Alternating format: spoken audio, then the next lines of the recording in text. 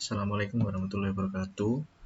Eh, Pada pertemuan kali ini, pertemuan ke-6 di mata kuliah pengambilan keputusan manajerial, kita akan bersama-sama mempelajari tentang konsep probabilitas. Apa itu konsep probabilitas? Konsep probabilitas yang akan kita pelajari pada kali ini terdiri dari pengertian apa itu probabilitas, kemudian jenis-jenis pendekatan probabilitas, aturan dasar probabilitas, manfaat probabilitas dalam suatu penelitian, menghitung probabilitas atau peluang suatu kejadian, dan harapan matematis. Langsung saja kita masuk pada pengertian probabilitas.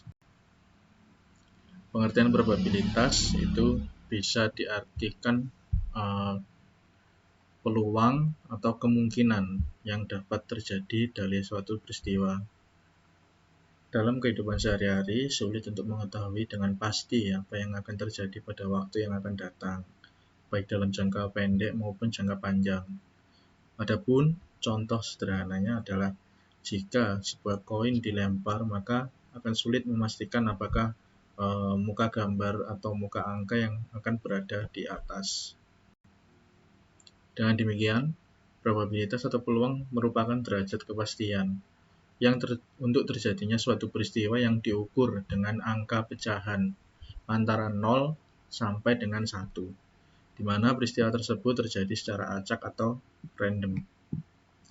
Dengan konsep probabilitas tersebut, maka akan dapat diusahakan untuk menarik kesimpulan tentang karakteristik dari populasi dengan menggunakan data sampel. Proses penarikan kesimpulan populasi atas dasar data sampel atau sampel sering disebut dengan induktif. Dalam mempelajari probabilitas, ada 3 kata kunci yang harus kita ketahui. Yang pertama, percobaan atau eksperimen, yang mana percobaan ini merupakan pengamatan terhadap beberapa aktivitas atau proses yang memungkinkan timbulnya paling sedikit 2 peristiwa tanpa memperhatikan peristiwa mana yang akan terjadi. Yang kedua yaitu hasil atau outcome. Suatu hasil dari sebuah percobaan, dalam hal ini semua kejadian akan dicatat dalam artian seluruh peristiwa yang akan terjadi dalam sebuah percobaan. Berikutnya yang terakhir, yang ketiga, yaitu peristiwa atau event. Kumpulan dari satu atau lebih hasil yang terjadi pada sebuah percobaan atau kegiatan. Berikut adalah contoh dari konsep probabilitas, yaitu dari eksperimen pelemparan sebuah koin, hasil atau outcome dari pelemparan koin tersebut adalah muka atau belakang. Kumpulan dari beberapa hasil yang dikenal sebagai kejadian atau event. Probabilitas biasanya dinyatakan dalam bilangan desimal seperti 0,50, 0,25 atau 0,70 atau bilangan pecahan. Nilai dari probabilitas berkisar antara 0 dan 1. Semakin dekat nilai probabilitas ke nilai 0, semakin kecil kemungkinan suatu kejadian akan terjadi. Sebaliknya, ketika semakin dekat dengan nilai probabilitas ke angka 1 atau ke nilai 1, semakin besar peluang suatu kejadian akan terjadi. Yang kedua yaitu jenis-jenis pendekatan probabilitas. Ada 3 jenis pendekatan dalam probabilitas ini. Yang pertama adalah pendekatan klasik. Diartikan sebagai hasil dari banyaknya peristiwa yang dimaksud dengan seluruh peristiwa yang mungkin terjadi. Rumusnya adalah probabilitas terjadinya kejadian A atau P dalam kurung A sama dengan X atau jumlah kemungkinan hasil dibagi dengan N atau jumlah total kemungkinan hasil. Jika pada satu percobaan hanya satu peristiwa yang terjadi dan peristiwa lain tidak mungkin terjadi, maka pada waktu yang bersamaan dikenal sebagai peristiwa yang saling lepas. Pada suatu percobaan atau kegiatan, semua hasil mempunyai probabilitas yang sama dan hanya satu peristiwa yang terjadi, maka peristiwa ini dikenal dengan lengkap terbatas kolektif atau collection exhaustive. Pendekatan yang kedua yaitu pendekatan frekuensi relatif.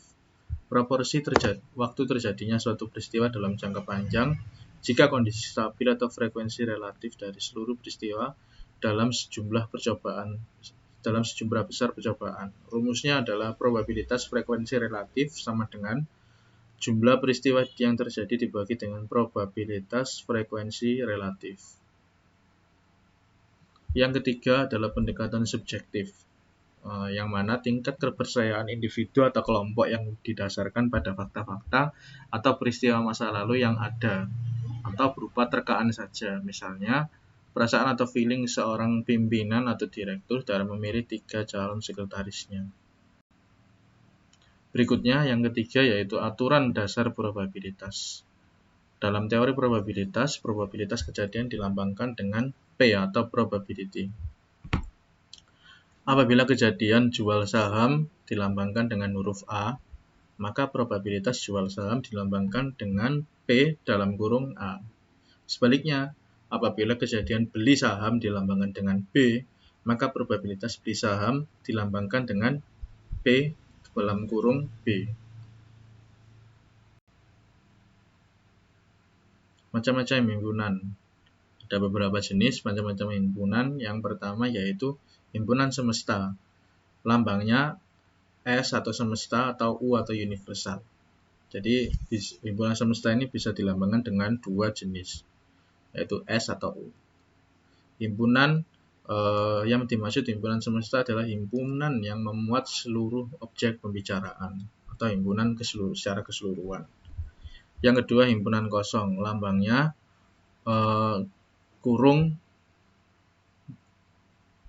lambangnya seperti ini ya, atau theta. Kalau ini theta, kalau ini saya kurang paham lambangnya. Tidak ada penyebutannya. Yaitu yang mana himpunan kosong ini himpunan yang tidak memiliki anggota atau kosong. Yang ketiga ada jenis himpunan bagian, lambangnya seperti ini. Rumusnya, menghitung banyak himpunan bagian dari suatu himpunan sebesar N adalah 2 pangkat N. Kemudian yang keempat adalah himpunan komplement, lambangnya A, C atau A komplement, A aksen, yaitu himpunan semua unsur yang tidak termasuk dalam himpunan yang diberikan. Berikutnya, operasi himpunan. Operasi himpunan yang pertama ada jenis operasi gabungan atau union. Lambangnya A, U, B atau A plus B, yang merupakan gabungan dari himpunan A atau B adalah semua unsur yang terdapat di A atau B sekaligus. Yang kedua, operasi irisan atau intersection. Lambangnya A seperti ini, B atau AB. Irisan dari himpunan AB adalah semua unsur yang sama di dalam A dan B. Yang ketiga, operasi selisih. Lambangnya A min B atau A seperti ini, B C tadi. C tadi apa? Komplement. C komplement.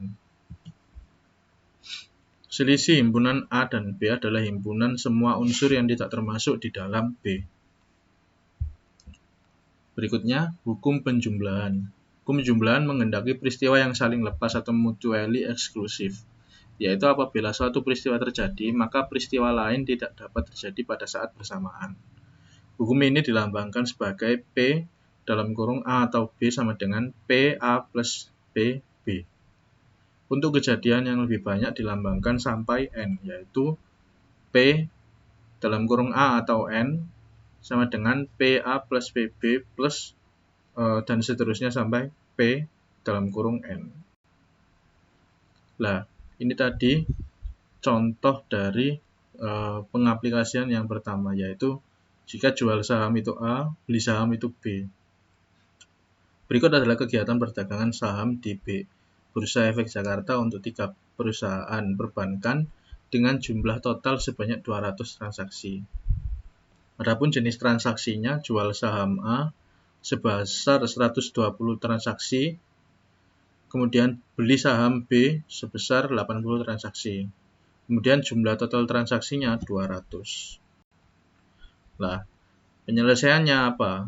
Dari data di atas diketahui bahwa probabilitas jual atau P dalam kurung A adalah sebesar 120 kali transaksi dibagi dengan jumlah total transaksi atau 200. Maka ditemukan nilai sebesar 0,60. Kemudian probabilitas belinya atau P dalam kurung B sama dengan 80 kali transaksi dibagi dengan 200 kali transaksi total. Sebesar probabilitasnya sebesar 0,40. Sehingga probabilitas A atau B adalah sama dengan P sama dengan PA atau B sama dengan P dalam kurung A ditambahkan dengan P dalam kurung B adalah sebesar 0,6 plus 0,4. Jadi nilainya 1.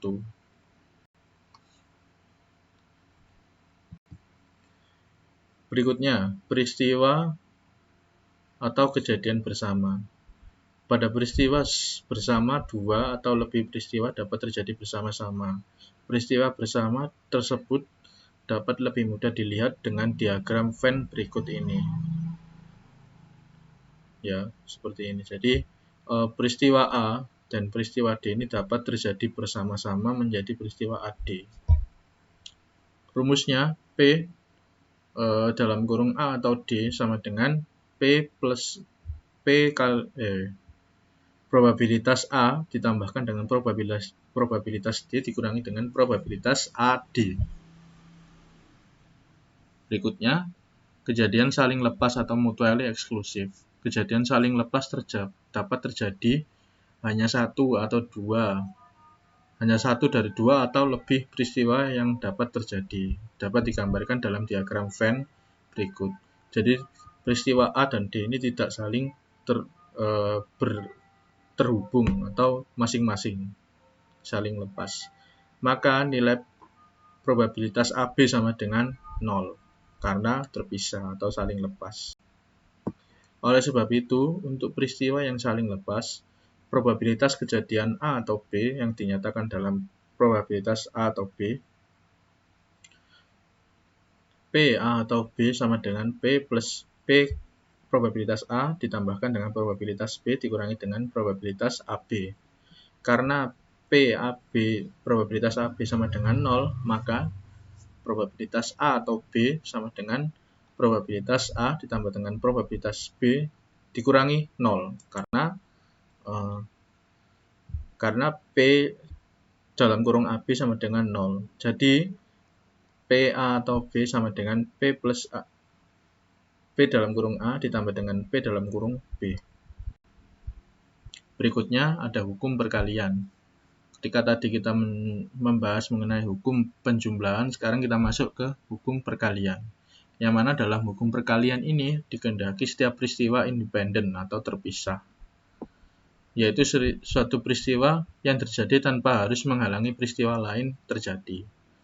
Peristiwa independen adalah terjadinya peristiwa atau kejadian tidak mempengaruhi proses probabilitas terjadinya peristiwa lain, yang dapat dinyatakan dalam bentuk dalam kurung probabilitas A atau B sama dengan probabilitas A dikali dengan probabilitas B. Yang pertama jenisnya ada probabilitas bersyarat atau conditional probability.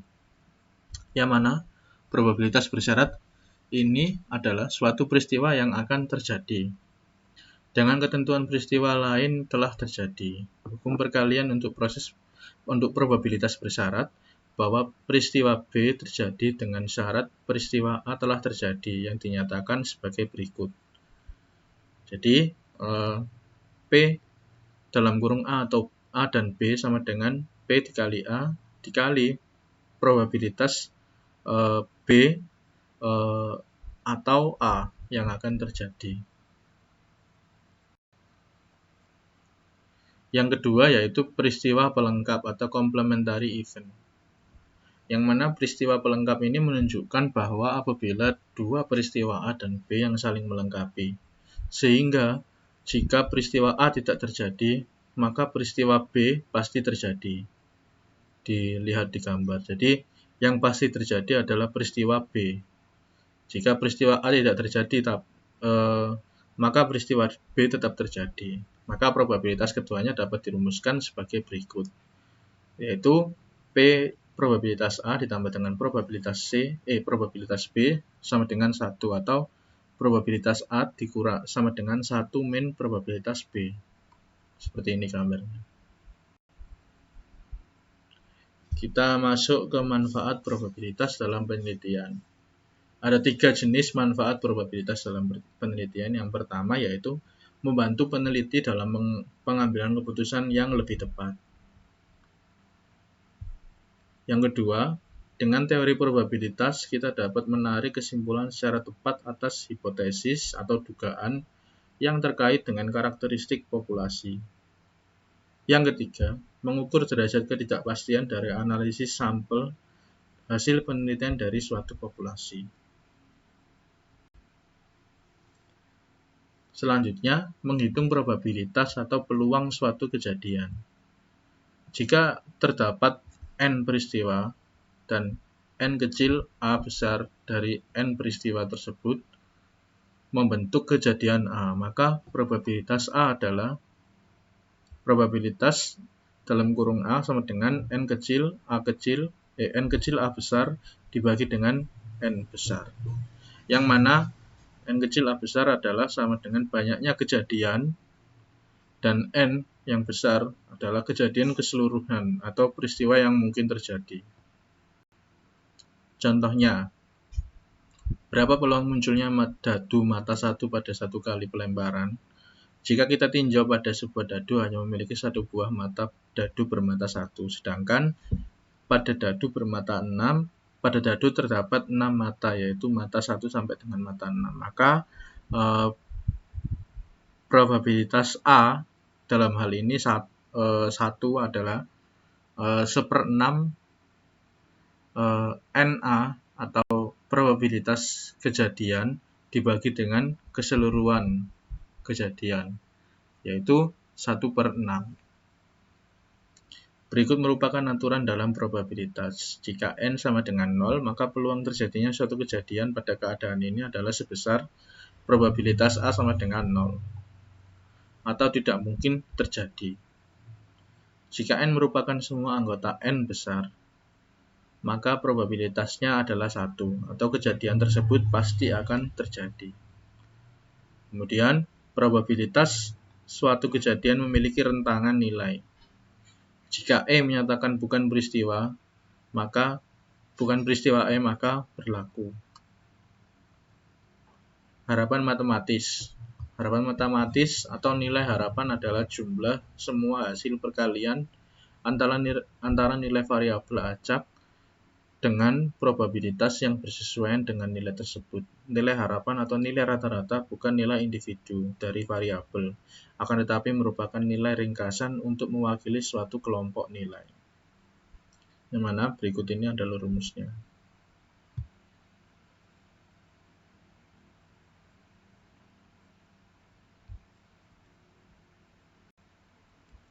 Kesimpulannya, probabilitas atau peluang adalah suatu ukuran tentang kemungkinan suatu peristiwa atau event yang akan terjadi pada masa mendatang. Probabilitas juga dapat diartikan sebagai harga angka yang menunjukkan seberapa besar kemungkinan suatu peristiwa dapat terjadi antara keseluruhan peristiwa yang mungkin terjadi. Probabilitas dilambangkan dengan P atau probability. Sebuah contoh sederhana adalah jika sebuah koin dilempar, maka akan sulit untuk memastikan bahwa muka gambar atau muka angka yang akan berada di atas. Jadi, dalam kehidupan kita sehari-hari, kita tidak lepas dari probabilitas. Probabilitas mempunyai manfaat antara lain, yang pertama yaitu membantu peneliti dalam pengambilan keputusan yang lebih tepat. Yang kedua, dapat menarik kesimpulan secara tepat atas hipotesis yang terjadi tentang karakteristik populasi. Yang ketiga, yaitu mengukur derajat ketidakpastian dari analisis sampel hasil penelitian dari suatu populasi. Sekian yang bisa saya sampaikan pada pertemuan kali ini. Sepertinya ini pertemuan terakhir sebelum masuk ke UTS. Jadi, untuk minggu depan kita akan mendiskusikan mengenai tugas UTS yang sudah dikerjakan. Jadi tolong siapkan untuk dipresentasikan, bisa oleh ketuanya atau anggotanya.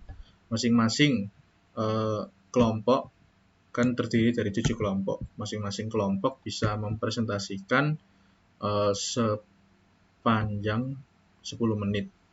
Kita ketemu minggu depan untuk mempersiapkan materinya,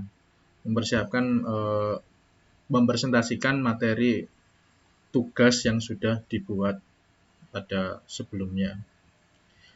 Itu saja yang dapat saya sampaikan. Mungkin ada pertanyaan, bisa disampaikan di forum diskusi. Sekian, Assalamualaikum warahmatullahi wabarakatuh.